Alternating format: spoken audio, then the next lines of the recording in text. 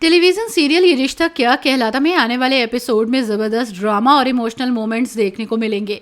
कहानी एक दिलचस्प मोड़ लेगी जब रूही खुद अबीरा को एक चौंकाने वाला प्रस्ताव देगी। रूही अबीरा और अरमान के सामने एक अनोखा ऑफर लेकर आएगी। वो अबीरा से कहेगी कि वो उनके बच्चे की सरोगेट माँ बनना चाहती है।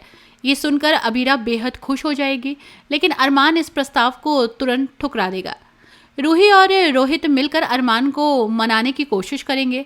वे दोनों अबीरा और अरमान के लिए एक लीगल कॉन्ट्रैक्ट भी तैयार करवा लेंगे ताकि सब कुछ सही तरीके से हो सके।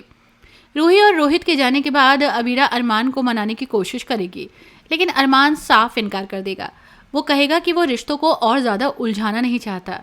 अरमान के इस फैसले से अबीरा दुखी होकर रोने लगेगी।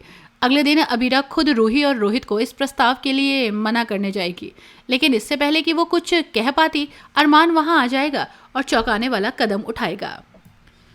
सबको हैरान करते हुए अरमान बिना कुछ कहे कॉन्ट्रैक्ट पर साइन कर देगा। अबीरा इस फैसले से दंग रह जाएगी। रूही अबीरा को गले लगाकर वहां से चली जाएगी, लेकिन अबीरा के मन में कई सवाल उठने लगेंगे। रूही और रोहित के जाने के बाद अबीरा घबराने लगेगी। अरमान जब उससे उसकी चिंता का कारण पूछेगा तो अबीरा कहेगी, मुझे टेंशन हो रही है अरमान।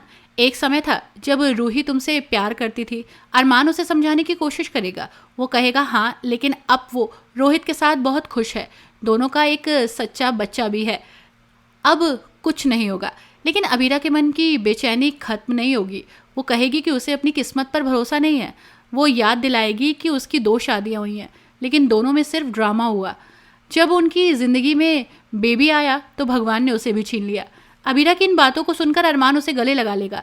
क्या अरमान और अबीरा का ये फैसला उनके रिश्ते पर असर डालेगा? आगे क्या होगा, जानने के लिए आप हमारे साथ जुड़े रहिए।